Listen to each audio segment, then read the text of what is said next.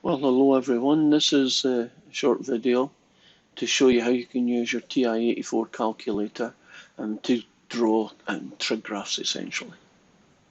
So you have your typical TI-84 layout over here. I'm using an emulator, so it may look slightly different, but not much. So let's suppose I want to sketch a trig function. First thing you would do is go into mode. And you want to keep most of these down the left hand side, but there are one in particular is the degree radian choice. We're going to do this lot in degrees. You certainly could move it over to radians when it needs to be, but we'll focus on degrees for the time being. So make sure it's on degrees. If it's not, let's pretend for a moment that you go to your calculator and it looks like this. So the dark black background means that that's the choice it's on. So I'm going to scroll down and along. I'm now going to hit enter. And you see now degree has been highlighted with the black background. So we know we're in that mode. Now to get out of that screen, blue button mode, which is set and quit. So I'm going to type y equals, and it's not too difficult to do a trig function, at least the one I'm going to do is sin x. Now I want to go to a window, because the normal window won't typically be set up to the kind of values that you want to sketch it for. Let's do a sine function, at least for the start, from 0 to 360 degrees. Normally you can leave these numbers blank for the time being, 0 to 360. Essentially you're setting up the parameters to the size of the screen and how it's going to try and sketch it. I'm going to use a little trick that I like to use at least. I'm going to go to the zoom button and choose option 0. Although you couldn't see in the screen, it's called zoom to fit. So zoom 0. Now what you're looking at is a perfect shaped sine function. Exactly the way you'd expect it to be, right? Now if I go back to the window, you'll see that it's replaced. Well, maybe not replaced, but it's using -1 and 1, and that works totally fine. Now if I go back and hit y equals, and I move my scroll down here, and I add to it the cosine of x, we'll be able to see the two functions side by side. And if I hit graph, the blue one is the sine function, and the red one is the cosine function. Now, what strikes me, and hopefully it strikes you, is that they are essentially the same shape. It's just that the red and blue one have a kind of phase shift, right? They're shifted a little bit. So I'm going to go back to the window and I'm going to add in -360 degrees. So I'm going to expand the x values. We're going to graph it again. Now, I think you can probably see it's like radio waves or sound waves. You can see that they are slightly out of sync, but exactly the same shape. So that's one of the properties about the sine and cosine function, is that they're virtually identical in shape. The main difference is that they're slightly out of sync, as I said. So if you look at the origin, the sine function begins at 0, 0, and then it climbs up to 1, then it goes back down to 0 at 180 degrees, crawls down to -1, that would be at the 270 mark, and then it crawls back to 0 again. Cosine function, however, is slightly out. It starts at a value of 1. By 90 degrees, it's 0. By 180, it's -1. By 270, it's back to 0. And then it finishes at the same place it started, in this case at 1. So let's look at some of the other features you can do. Let's suppose I don't want the cosine to be shown anymore. So what I've done is I've moved the cursor so it's over the equals. And if I hit enter, it's not highlighted anymore. So just to show you what that looks like, when you graph it, you only see the blue one, which is the sine function. So you can take multiple functions and then decide which ones you want to see at any given, what combination you want to see at any given time. Let's focus on the sine function and see what kind of transformations happen. Suppose I take the sine function, sine of x, and I add 2 to it. Now in 141, if you took x squared and added 2, wouldn't it go up 2? So wouldn't we expect the same thing to happen here? Now I'm going to hit graph, and you're going to see something that doesn't look good. It just will look like nothing's happened. Well, the reason for that is that this graph is still set up to only plot values of y from -1 to 1. So the minute you ever do two functions together, especially if one's a transformation of the other, you have to adjust the window so you can see it. So I'm going to go over to zoom and choose zoom 0 again, and there, perfect match. Do you see that you don't need to do too much adjustments if you use the feature zoom 0? It's very helpful in these kind of questions. Now, here is the original sine function. And this guy up here is the sine of x plus 2. This is quite clearly move up 2, which is exactly what you'd expect. Well, suppose we then go and we choose sine function again. But I decide to subtract 1. Now, if you start with the sine and you add 2, it goes up 2. If you start with the sine and you subtract 1, shouldn't the sine function move down 1? Well, let's do zoom 0 to give it perfect. The purple one is quite clearly 1 lower than the original blue sine function. Well, up, you move it up 1. 2, you move it down 2, you know, those kind of things. Plus means up transformation. Subtract means down. Let's look at 2 times the sine of x. What kind of transformation would that do? Well, in 141, wouldn't you give everything a vertical stretch of 2 in this case? So zoom 0. Now, that looks pretty much, the green one is now is what 2 sine x looks like. It's a vertical stretch.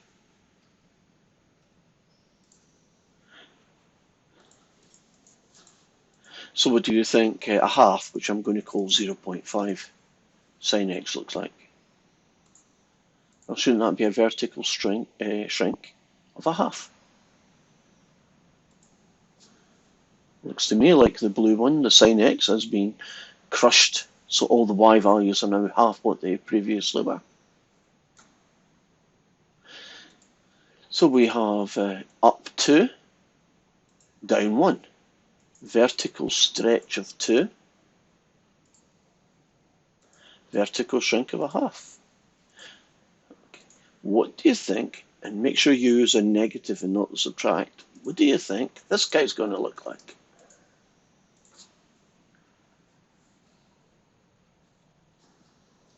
I'm pretty sure this guy is a reflection. Now, I guess the question is, reflection in the x-axis, which essentially turns it upside down, or a reflection in the y-axis, which kind of moves it from left to right and right to left. Let's see.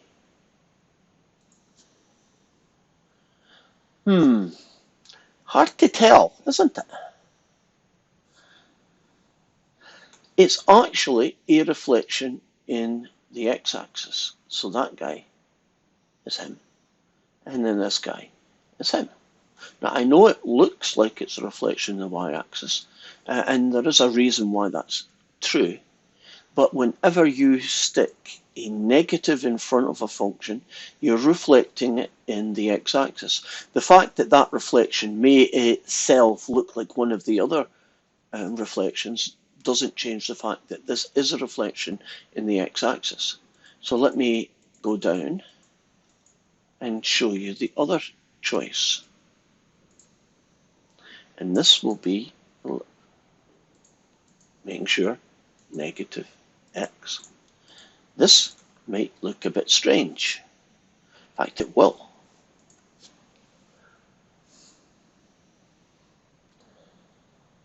Now you might say, what on earth is happening here? Well, what has happened? Let me go back and take one of these fellas out.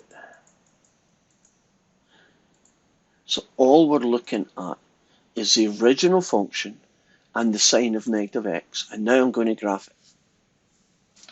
Now, I don't like the fact that they both are blue, but before that happened, that's actually a reflection in the y-axis. So if you stick a negative on the outside, you reflect the sign in the x-axis. If you stick it on the inside as here, you reflect in the y-axis. The problem with this particular function, the sine function, is that both those reflections look the same. So let me choose a new function. I'm going to choose the cosine function and do those two transformations again. So we have the cosine of x. And we are going to do negative the cosine of x. So this should look like a reflection in the x-axis. Well, this one looks a bit better. Can you see that this shape is reflected in the x-axis and that this shape is reflected in the x-axis? See, that works really well. You can see it a bit better. Now, if I then go and I try the second one, and so it doesn't get too messy, I'll take this one out and look at what the cosine of a negative x looks like. So that should be and is a reflection in the y-axis. Let's see if that matches. Did you notice it was blue before it went black? If you take that shape in front of you as the cosine of x, if you reflect it in the y-axis, isn't it the same guy? So you can see that the reflection in the y-axis works really well this time. You can see it. In the sine function, you couldn't see it so well. And that's just because when you reflected it in the x or the y-axis, they essentially looked like it was the same thing was happening. I think in this particular situation, you can see a little bit better. Right, let's go, and since I'm on the cosine function, let's use that one. And now we're going to do different type of transformation. Let's do a cosine of an x, take away 30 degrees.